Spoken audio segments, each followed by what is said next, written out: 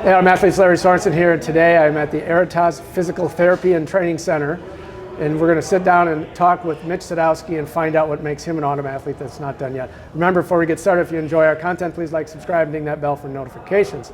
All right, let's begin here. Mitch, thanks so much for joining us today. Why don't you start us off with a little introduction? I'm Mitch Sadowsky. I own Aeritas Performance. We joined up with Aeritas Physical Therapy about 2 years ago when we moved back. Grew up in Whitefish Bay, played volleyball, actually played every sport imaginable, and just found out that I was better at volleyball than everything else. I stuck with that. Played in college at Ball State, made my way around the country, got into strength and performance about 15 years ago, and have been training mostly golfers and volleyball players, but work a lot with baseball and pretty much athletes of any age, any ability, even just the everyday athlete. And yeah, that's me. How about family? Strength coach. Wife, 2 kids. My wife Laura. We've got a 5-year-old daughter Samantha and a 3-year-old son Jake. Okay. All right. Well, great to meet you. Thanks again for doing this and telling us. You can't say great to yourself. meet me, Larry. We've known each other since the day I stepped onto Bradford Beach a very long time ago. That is true. That is true. I'm speaking on behalf of the audience. Oh, yes. Yeah. It's great to meet you. It's great to meet everyone Yes. as well. Okay. We're derailing here from our usual format. Okay. All right. So you mentioned a little bit about some of the things you did as a youngster. Tell us a little bit more, maybe what you did, high school, college, a little more detail. Yeah.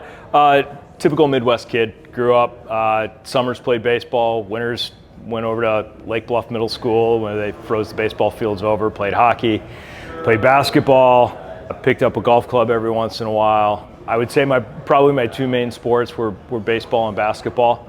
Played football in middle school, and I had a pretty gnarly injury in 8th grade. Almost broke my leg.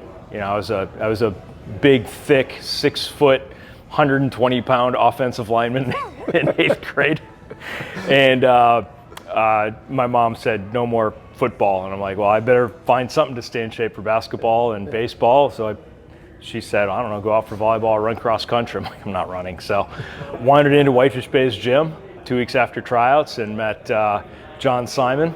And I said, I'm here for tryouts. And he said, you're 2 weeks late. I said, all right, I'll see you later. He goes, wait, how old are you? I said, 14, I'm a freshman. He said, how tall are you? I said, well, at the time I was 6'1". And he says, you're on the team. Grab a ball and have someone show you how to play. And that was my introduction to volleyball. Baseball, basketball were still my main sports, but I think after my freshman year, someone said, hey, if you want to get better at volleyball, you got to go down to Bradford Beach, play beach on during the summers, and you'll get a lot better. I remember wandering down there, and I think that's when we met, so I was probably 15, and just tried to soak up as much as I could. I lost way more. I think it took me like 2 or 3 summers to actually win a match. And I remember winning my first game, like it was the best thing ever, because it felt like the accumulation of so much failure and so many lessons that you kind of break through, and it's like, okay, finally I've learned some of those things. And from there, figured out that I was actually going to be better at volleyball than anything else, and got recruited by a number of schools, but I think Ball State was always going to be the #1 choice. There are a lot of guys from Wisconsin that I grew up looking up to, playing for North Shore Milwaukee Volleyball Club, now MVC, that went there. And in the Midwest, like if you were wanted to be really good in college, Ball State was one of the places to go.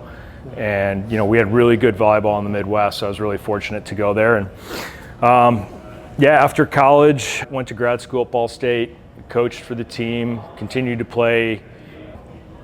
Had some opportunities overseas after that, but I kind of stuck with my majors once I got done playing. So I got into sport management, worked for the Brewers for a couple of years, worked for a couple minor league teams, all while I was still continuing to play pretty competitively on the beach and some indoor nationals, and left that, coached in college for 4 or 5 years, and then just wasn't sure I wanted to continue down that path, but I knew I wanted to continue coaching. And strength training had such a huge part of my development as an athlete, probably from my sophomore year on. One of my coaches said, look, if you're going to compete at the next level in college, you got to get stronger. Like, everybody lifts weights. Everybody's good there, so you need to be as strong as possible. And so, you know, I started picking up weights, just doing real simple stuff, and always worked really hard in the weight room when I was in college, and continued to do that post. And I knew physical preparation is such a huge part of athletic development. So when I left coaching college, that was the next logical step. Like, let's just go prepare athletes for the next level. And been doing that for the last 15 years. Sure. So before we move on to that, what position did you play in high school and college volleyball? So I started as an outside hitter, and then a wise little man named Mike Chartier, who was one of our coaches at Whitefish Bay, said, "You should consider setting." And I said, "Why? I'm a hitter." And he said, "There's a lot of good hitters on varsity and you're never going to play. If you want to play, you should probably be a setter." And I said, "Okay, I'm going to go set." So when I went out for club that year, raised my hand when they asked who the setters were, and I said, "I'm a setter." Yeah. And from that day on, I was a setter. Yeah. But I was fortunate that I started off in another position. It opened up a lot more opportunities to be able to know all the positions and the requirements of each. And you know, when I got to Ball State, we had, I think, like 6 setters on the roster. And then as the roster pared down a little bit, I ended up sitting behind a 3-time All-American who was the same class as me. And I just remember thinking, like, hey, if you want to get on the court, you better figure out another position to help out the team. So I went up to our coach and I said, "Hey, I want to get on the court as much as possible, and I'm probably not going to beat Eddie out as the starter for setter. So what can I do?" And he said, "Go hop in with the DSs and play better defense." Yeah. So I did that. So for my first 3 years, I was our backup setter and defensive specialist before the era of liberos. And then finally got my opportunity to set my senior year. A lot of good lessons there for our younger folks that might be watching in to us Autumn athletes here. Okay, so moving on into adulthood. Yeah. You know, how did you get involved in a place like this, and how did you kind of transition into golf being such a big part of it? You know, fill us in on kind of those details. Man, I think if there's one lesson that I've probably learned in my life, it is recognize opportunity and prepare yourself when those opportunities arise. So it's 2. 1, learn how to recognize it. 2, be ready for it. So when I left college coaching and moved to Orlando, I was working there and got my first strength training job at a little gym. And the owner, his daughter was a high school volleyball player, and she actually was going to play for me. I picked up a high school coaching job. And I said, you know, when I first met him, he said, "Why don't you come train at my gym?" I said, "Great." I started doing lessons for his daughter, and then I ended up getting the high school coaching job. A few months after that, he called me and said, "Hey, I got some news. We're going to be moving to the Bahamas. The kids are going with. We've got a job opportunity there, and I'm going to go." I'm like, "All right." He goes, "Well, you can still continue to train at the gym. I'm still going to own it. I'll be back periodically, but this is just a good opportunity." I'm like, "All right, cool." So a couple months after they move, he calls me and says, "Hey, Lake Nona Country Club is going to hire a trainer. They have 1 resume. It's yours. They have 1 name. If you want the job, it's going to be yours." And I was still trying to figure out whether I wanted to eventually get back into college coaching, and this was just too good of an opportunity to pass up. I met with the GM and kind of told him like what my deal was, and he said, "Yeah." He goes, "That's fine. Like, your schedule is your schedule." And I remember Mike called me shortly after that, who was our old gym owner, and he said, "Hey, I've got a client for you. You need somebody to get him into shape." It happened to be a PGA Tour player. And so, you know, I knew training and I knew somewhat about golf, but, you know, so I started working with him. About a week in, I'm like, I better figure this golf thing out real quick. So I just dove in. I found out about TPI, which is the Titleist Performance Institute. I picked up a whole bunch of golf biomechanics and golf training manuals and just got to work. You know, I remember sitting in our TPI seminar, and, you know, they kind of gave you some ideas of how to build your business as someone in the golf profession, whether it's an instructor or medical or strength, and just kind of went to work there. And so I was there for about 10 years. I worked with, I don't know, a whole bunch of PGA Tour pros. And, you know, for me, it was just all about being ready for those opportunities. Like, you know, I took a high school job, and all of a sudden the one of my players' dads owned a gym, so I'm training at his gym, and he calls me and says, there's another opportunity for you, and then there's some other opportunities around. And for me, like, that side of things just made sense. Is, you know, you kind of look and see what the opportunities are going to be and just be ready. And so I ended up, you know, I never sought out to be in golf. It's kind of funny and a little bit of synchronicity, because in college when I was doing my master's degree, I was like, I want to run tournaments for the PGA Tour.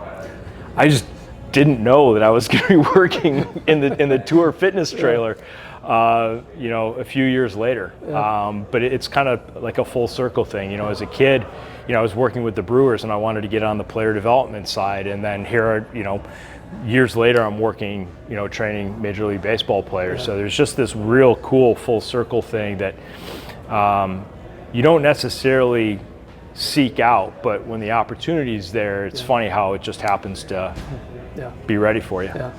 All right, so obviously you're doing a lot with other people, and we'll get back to that in a little bit, but we want to we want to know a little bit, if I could talk, how you stay in shape and what you do for yourself. So let's start with the physical side of it. Give us a little idea of how you train yourself. It's a little bit of a mix.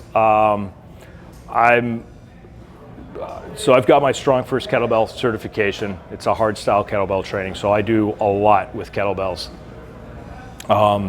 So I probably lift 6 days a week in some way, shape, or form. You know, some days are a little heavier than others. Other days it's just like loaded mobility, grab a kettlebell and do some arm bars, goblet squats, things like that, just kind of keep the body moving. But probably doing something strength related every day. Try to go for walks with our kids and our dogs as often as possible, and golf a lot. Not as much as I would like, but probably more than the average. That's kind of it. I'm always down to swing some kettlebells and lift something heavy, and that's probably it. Just a lot of strength work. So how about your approach to diet and nutrition? What do you eat? How do you eat? I don't know. When do you eat? Kind of everything, all over the place. I would say the one thing that I always try to focus on is making sure I get enough protein in. Everything else will kind of sort itself out. I do have a sweet tooth. Like, I'm not a strength coach who's, you know, eating tuna out of the can 8 hours a day. But the one thing I try to do is make sure that I get whatever I like for protein. I try to get about 250 to 260 grams of protein in a day. So a typical day for me, if I can, if we prep cook, when we prep cook, probably have 5 or 6 eggs first thing in the morning with some vegetables or sweet potato or something that's left lying around. I'll make some overnight oats that we get from a protein company, and I'll add a scoop of protein on top of that. So probably before 9:30, I've got about 80 grams of protein in. Try to get another 70 in at lunch. A couple protein shakes during the day, and then just top everything off at night. So as long as I can hit that number, I usually feel pretty good. Do you have any idea of a calorie count where you're at on a daily basis? I try to stay around 2,900 to 3,000 a day.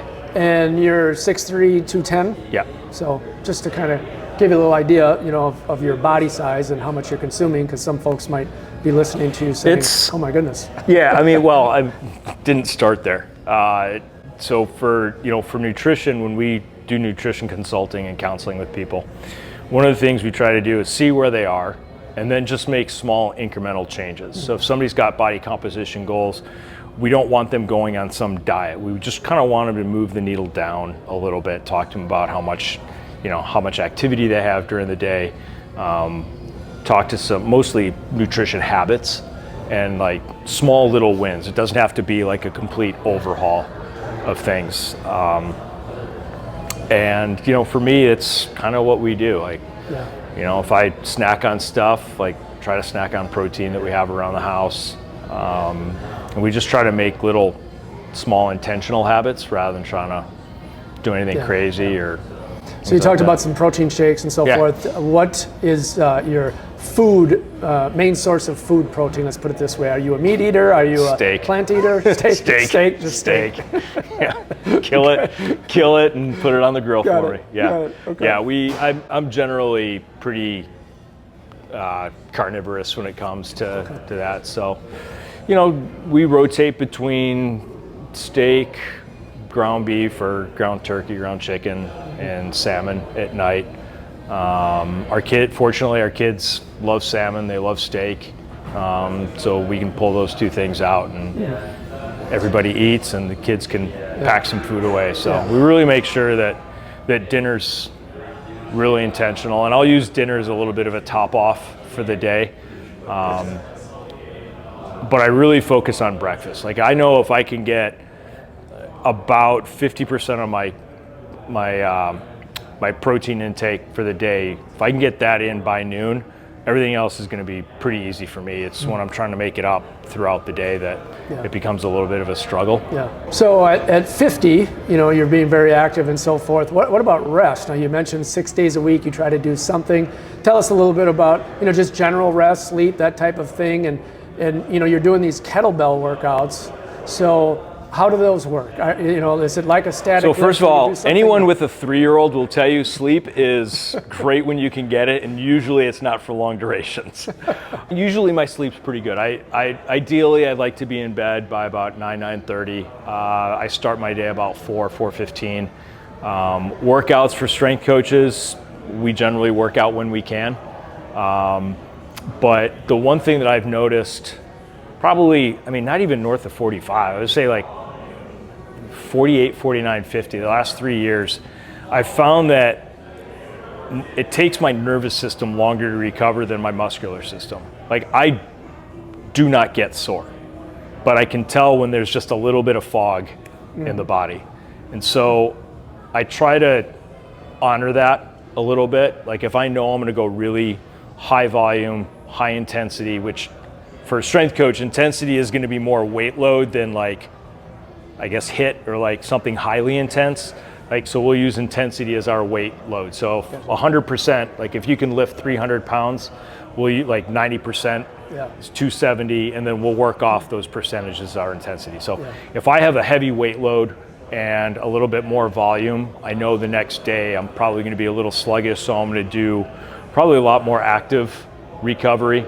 And like I said, like arm bars, prying goblet squats, kind of what I would call movement variability, as opposed to like a traditional strength training workout.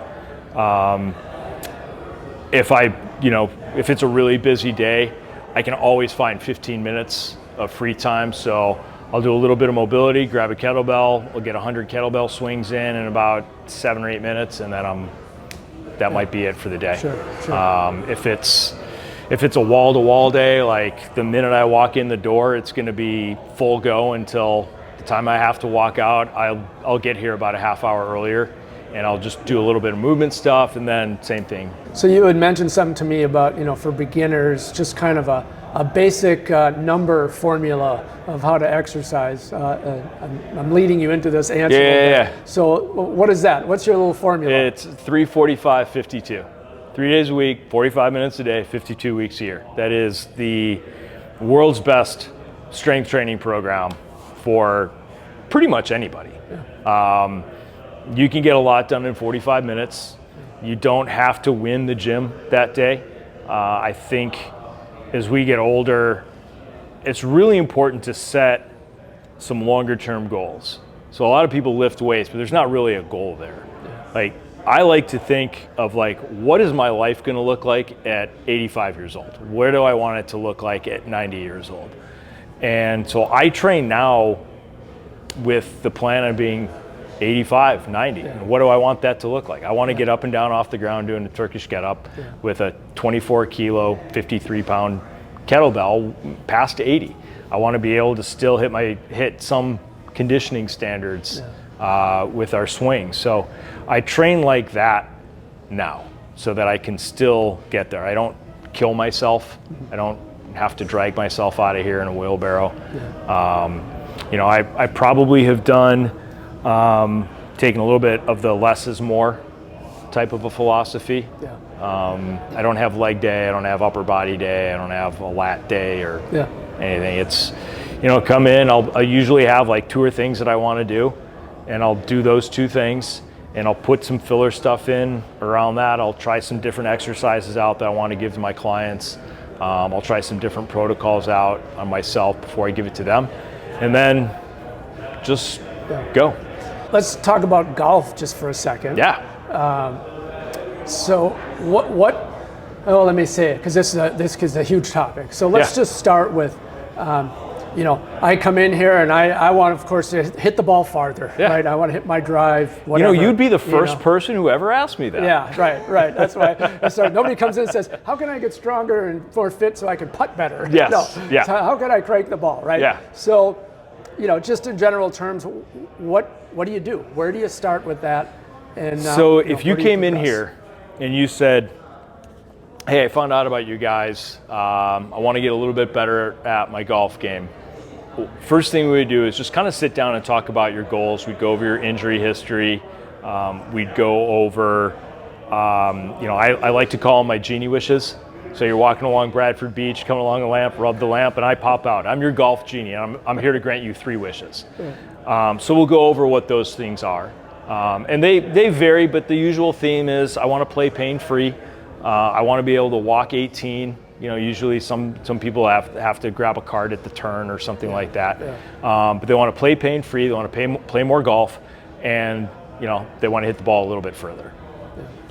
So after that, I'll take them through TPI, which is Titleist Performance Institute. I'll take them through a TPI screen, which kind of parses out the golf swing into component movements.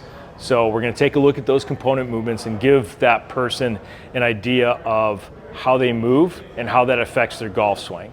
And then from there, movement limitations will kind of give us an idea of what their swing looks like and what dysfunctions there are in the swing. We have names for all of them. Somebody who comes over the top, who loses spine angle, loss of posture, all these things. But we'll get them to identify a movement dysfunction and how that affects their golf swing, usually negatively. And then from there, we just put a plan in place. We follow a reset, reinforce, reload protocol in our programming. So we'll do some resetting of a pattern first, and then we'll reinforce that pattern, and then we'll load that pattern. So for example, we'll do since separation is a big one, not being able to separate, which will bring you over the top on your golf swing, we'll do a lot of rotational stretching. There's a lot of names for like the Bretzel 1.0, 2.0. We'll do side-lying open books. We'll do some other rotary stretching and movement. So first we'll do some static stretching just to open up the tissue, focus on breathing patterns. Then we'll start to add some movement into that. Again, focusing on their breath work while they are moving, teach everybody how to actually inhale and exhale through an exercise. And then we'll go load. So our basic one is a chop and a lift. So get down on one knee and then take it from a hip up above the other shoulder, do both sides, do a few of those. And as they start to move better, then we'll start to layer on some more strength. So I think a lot of people, when they think golf training, they think about stretching and grab a med ball and mimic the golf swing. Well, we don't want to mimic a golf swing with a bad pattern. We want to reestablish a good pattern and then add some competency to it and then speed. So med ball for us would probably come last as opposed to first. And then, like anything, if you want to get faster, you got to learn how to produce force. So we'll get them stronger, set a good strength base, then start to add in some power, then put on the speed, and then do a little bit what we would call golfish type movements. So obviously you have your facility here. Do you do any online work with people?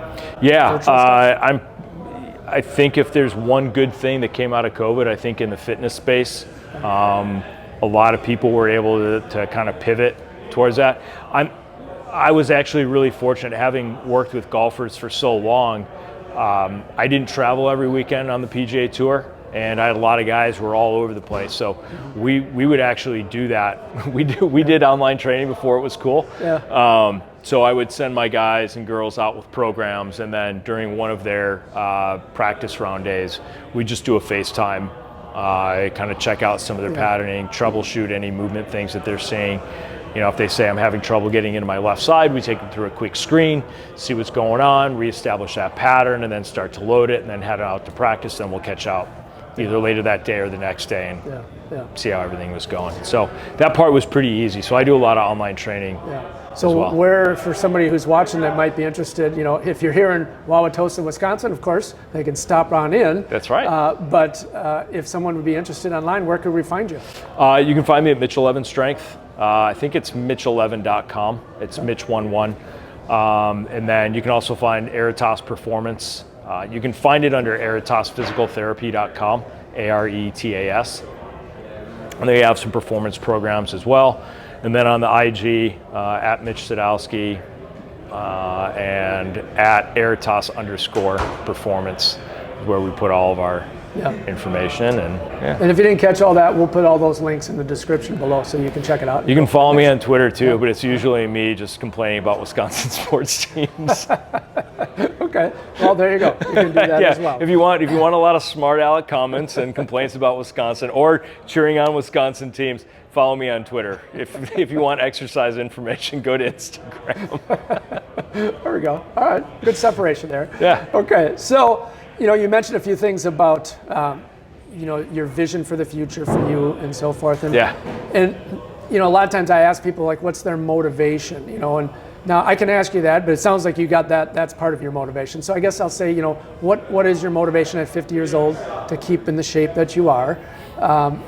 And then, what would you say is maybe your advice to people, because you do work with a lot of folks. What is your advice to others that are struggling with that quote unquote motivation to keep their exercise programs going? For me, it is a little bit of motivation, but I've always been addicted to the process, even when I was an athlete. I kind of actually found, and this is probably one of the reasons why I stopped playing beach competitively, probably before. I don't know. I don't want to say before I was ready to. Life got busier and I couldn't put in the time training that I wanted to, and I couldn't get the results competitively that I wanted to. But that's kind of going back to like being addicted to the process. I loved going down and training. I didn't enjoy, I love competition, but I didn't enjoy competing as much when I couldn't put the time in during the week to really hone my craft. I loved practice. I loved pushing myself. I loved pushing my teammates. I loved being in the weight room. I was just a weight room rat. The strength staff had to kick me out more times than not when I was in college because I wanted to get that extra edge. So being here in life and, as I don't want to say a former athlete, but as an experienced athlete, as an autumn athlete. That's not done yet? That's not done yet, never. I love the process. I always want to continue to challenge myself and push myself. For those familiar with Strong First, it's similar to RKC. The founder of RKC, one of the founders of RKC, started Strong First, named Pavel Satsulin. And when I got my kettlebell certification, it's a 3-day certification process. It is not a written test. You go in and you are just put through a grinder for 2.5 days. So you learn all the cues, keys, and skills associated with those hardstyle kettlebell movements. So squats, hinges, which are deadlifts, and swings, snatches, presses, get-ups, and carries. And you are, and cleans. And so you're put through a full weekend of not just learning the skills, but performing those skills as well. And then you're tested on them. So there's a strength test where you have to hit a certain strength standard, and then there's a conditioning test. And so for males, I can't remember what the weight, because it's adjusted by weight, but you have to snatch a 24 kilo kettlebell 100 times in 5 minutes.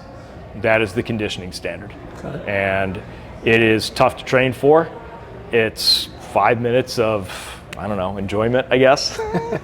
But I recerted 2 weeks ago. And, was I really ready? Not really. I was going back and forth on when I was going to recert. All the strength stuff I could figure out, but I've been going through some shoulder and had some neck stuff going on a couple months ago that I've been taking care of. And I said, you know what, let's just go out and do it. Let's see how we go. And I beat my time from when I first tested. And that was, I think, 15 years ago. Yeah. Something like that, whatever it was.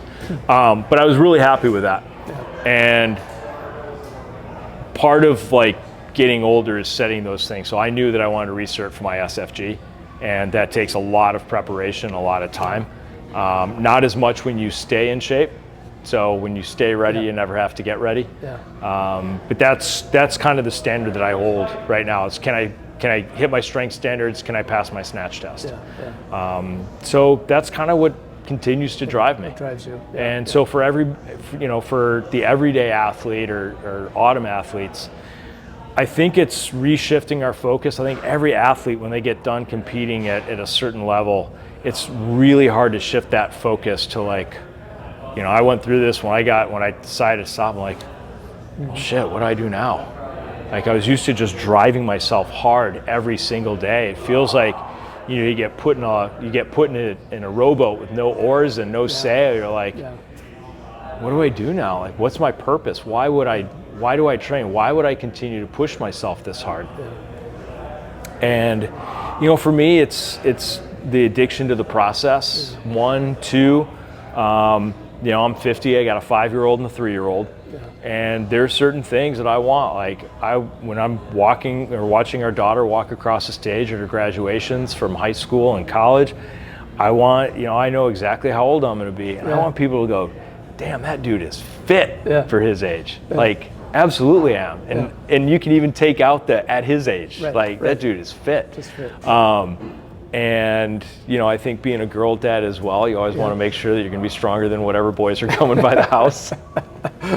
But I want to get down on the floor and play with my grandkids whenever they come. And that's a really important part for me. So, staying strong for my kids, staying strong for my wife. I love strength. I love making people healthy. I like helping people achieve things that they didn't think was possible. Yeah. And come in and say, man, I feel so good after our last workout, and not, I couldn't sit down for 3 days. Yeah. But one of the coolest things I had was I started with somebody, I think in November, and we worked for about 6 months, twice a week. And actually it was less than that, I think it was like 5 months, but he went out and golfed. He was like, hey, I gotta tell you, I don't know what we've been doing, but I went out and played. And for the first time in I can't remember how long, I didn't have to take any Advil before or after I golfed. I'm like, that's why we do it. Yeah. Like, that is the best thing that I can hear, is that I'm not in pain anymore. Yeah. And I think that's super cool. Yeah, I've been shooting lower scores, I'm hitting the ball further, like those are all really cool. But when you can get somebody out of pain and get them stronger and see, like, anyone who's ever been in some type of chronic pain, they know exactly what that feeling is when you're finally out and you're like, it's such a relief. So that's why I do it. All right, well, Mitch, I want to say thanks so much for joining us today, letting us know what makes you an autumn athlete that's not done yet. I'd like to wrap up by just giving you the floor to give us some final thoughts. Get strong, stay strong. Yeah. Like, that's strength for me is the master quality. I think that's a real important thing for everybody. And you don't have to kill yourself training wise. Like, go in, I like punch the clock workouts. You just go in, do your work, punch the clock, get out, come back the next day, be able to do it again. And just stay consistent. It doesn't have to be hard. I want people to enjoy their training. I think that's really, really important. Because if you enjoy what you do, and you can go in, like, hey, for everyone who wants to start, if you're not training yet, or it's been a long time, just go to the gym, do 1 set of 10 of 4 exercises. That's it. Stretch it a little bit before, do 1 set of 10 of everything, or anything you want. Pick 4 exercises, do a set of 10, and leave. Don't do any more of that. Go back 2 days later, find 4 other exercises, do 1 set of 10 of each of those, and leave. And repeat that. Just do that for a month. You will feel better. It's not difficult. You don't have to kill yourself, but do something. Well, there you go, folks. Great advice from Mitch Sadowsky. He is definitely an autumn athlete that's not done yet. Remember, keep moving, set your own goals, train hard to achieve them. Thanks so much for watching, and we'll see you next time. Thanks, everyone.